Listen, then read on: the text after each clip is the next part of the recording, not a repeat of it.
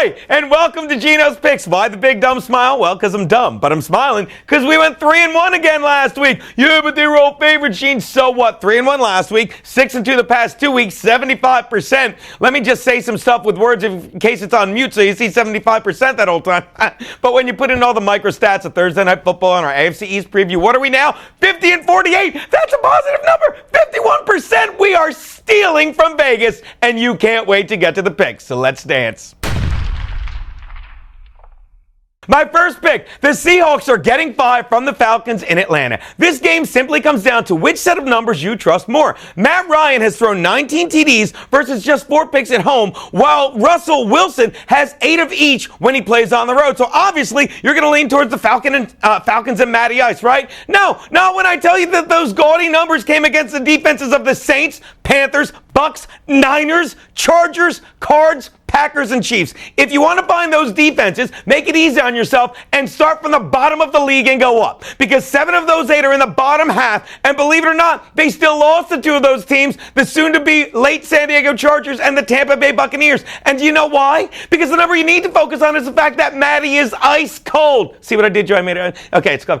In the postseason, with a 1-4 record, and he's heading into this game against the Seattle team that's suddenly playing their best football of the year, considering how, I think that's the best black running back in football. How solid Thomas Rawls looked Saturday night. And they can't wait to face a porous Falcons defense that is allowing about 25.5 points a game. But you know what? I've been hard on Atlanta. And I should point out they are ranked in number 1 in one thing. The Real Housewives of Atlanta is once again the highest rated Sunday show because everyone is paying attention to the wrong gaping holes in Atlanta every weekend. I did like that. Take Seattle and those lovely 5 points you're getting. Oh, we can stop now.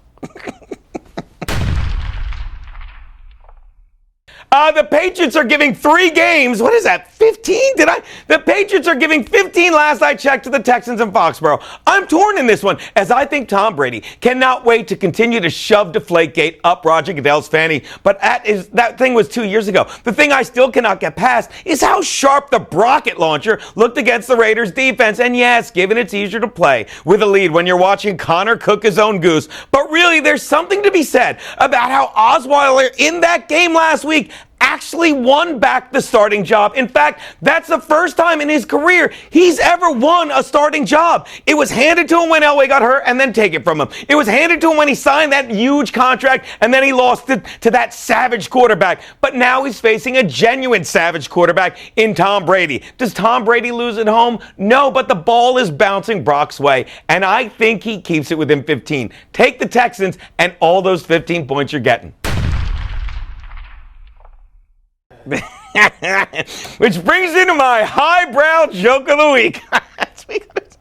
The Steelers are now getting 1.5 from the Chiefs in Kansas City. Really? You're telling me that the Steelers had opened with the Chiefs giving one? With the Chiefs getting one. You're telling me the Steelers are getting points now? Do you realize the Steelers still have those incredible Bs, Big Ben, Antonio Brown, and Le'Veon Bell? But yeah, Geno, the Chiefs are coming off a bye. Even better, Steelers fans, because I don't know if you know this, historically the Chiefs are 0-3 in the postseason, coming off a wild card bye. And the only reason they got this one is because Derek Carr's fibula went bye-bye in Week 15, allowing them to backdoor their way into the AFC West top slot. By the way, speaking of backdoor slots, tight end Travis Kelce is once again the leading receiver for Alex Smith. I can't believe Alex Smith didn't go to Penn State because all the guy does is target the youngest white tight end.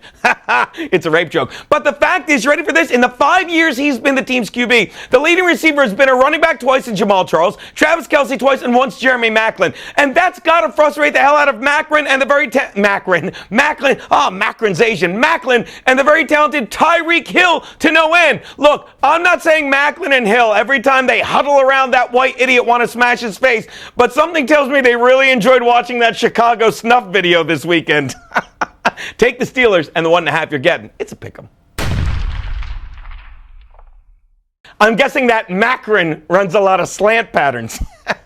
Okay, which brings me my double your money Monday night. Let's go for 3. Sunday night bet. The Cowboys are giving 4.5 to the Pack and Big D. Yes, Aaron Rodgers has been far and away the best QB in football for the past 7 weeks, but let's face it, the guy lost his best target in Jordy Nelson last week, and the only reason it didn't hurt him is because he had a receiver bail him out. No, it wasn't Randall Cobb. It was friggin' Odell Beckham Jr., who dropped 3 huge passes after partying on that boat with the Biebs and Trey Songz in Miami. Like a group of black guys hanging out on a boat in America ever ended well. And then he has the decency to show his face after that Miami boat trip, cost the team the game, and say, oh yeah, it didn't affect me, please. At least Jose Fernandez had the decency not to come back from his.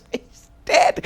And regardless of what Beckham said after the game, it was a distraction that cost the team dearly. One, when he dropped a key first down on that one drive and they had to settle for a field goal. And then when he dropped a touchdown pass, I'm sorry this is hurting you. Joe, stop crying. And then he dropped a touchdown pass on the second drive and his team would have been up 14-zip. Instead, they're only up 6-zip. And the only thing less likely than the Cowboys receivers having drops like that is their secondary giving up a drop like this.